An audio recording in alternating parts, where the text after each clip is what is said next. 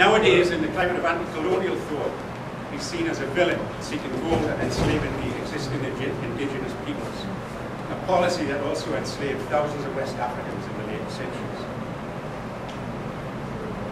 A brief word on Diana Pullinger, as I say in the book, there's a fuller text.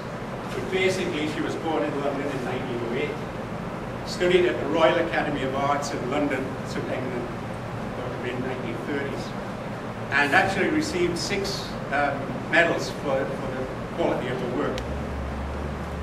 She came to Inago in 1937 with the Erickson family, then returned to the Bahamas after a stint looking for the Foreign Office during the war with her husband, Clive Caville.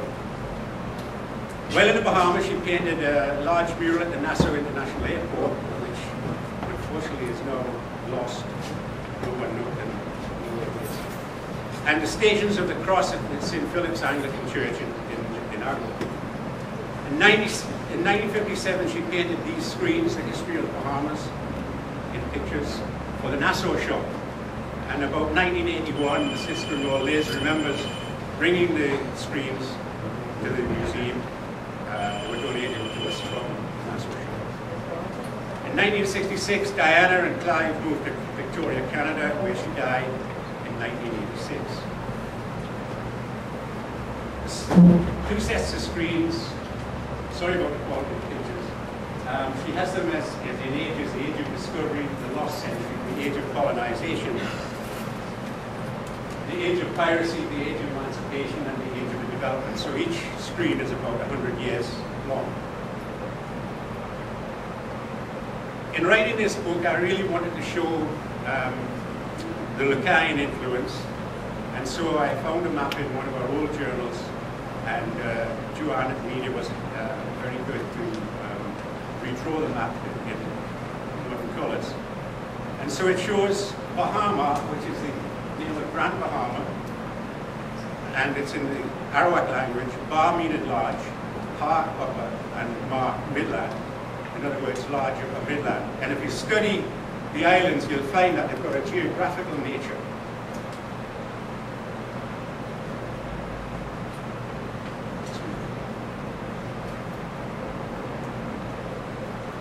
So in the introduction that I wrote, I gave the composition of the rocks as coming from the bottom of the sea, the trees, covered with trees, the northern islands with the yellow pine, the south with Madeira, horseflesh and mastic.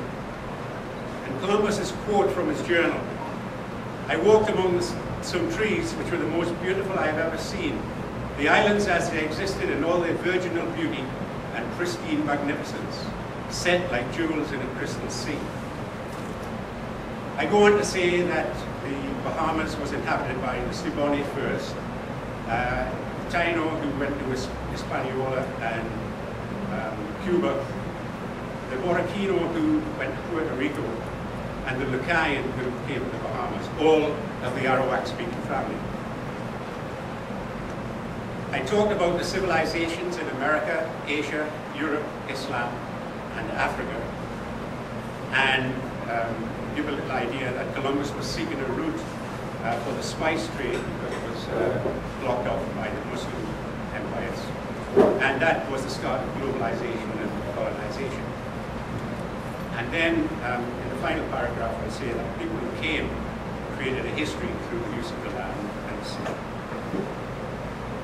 So Diana's pictures start off with the age of discovery, but I tried to write the text, having been in education for 40 odd years.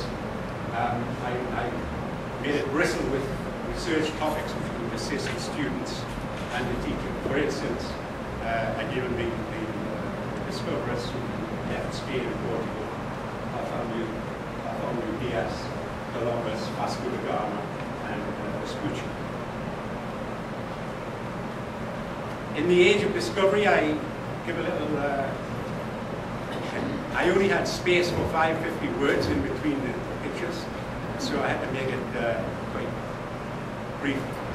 A description of the Lucayans by Columbus as fishers and farmers, as craftsmen shaping wood, shell, fire, using hammocks and their clothing, their religion. And I thought that that chapter and those pictures would stimulate the students into projects in art or in writing. 1492, Columbus makes right for sail, and just to add that in 1492, Spain had reconquered the Iberian Peninsula from the Muslims and expelled the Jews from Spain. Columbus' arrival in the New World, and of course, the biggest change is that we became the West Indies, and the indigenous people became Indians. Geographical mistake, of course. Diana talks about the meeting of the two cultures in pictures. Then she has a section called The Lost Century. And of course, it might have been a lost century in the Bahamas. I can't believe there was no one here, but we have no records. But during the lost century in the Bahamas, much happened in the rest of the world, in Europe, and it was the beginning of what we call the modern era.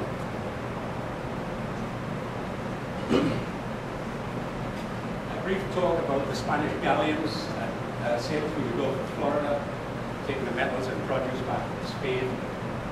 Other European nations, France and Holland, with a larger navy, challenging Spain, and privateering wars broke out. In 1492, the Roman Catholic Church was the only Christian church in Western Europe, and this was challenged by Martin Luther, creating Puritanism. Talk about the Puritans, the Pilgrim Fathers, and the Lutheran adventurers fleeing from Europe. And Puritans who had taken root in Bermuda in the 1640s with the conflict between Charles and the Anglican Church.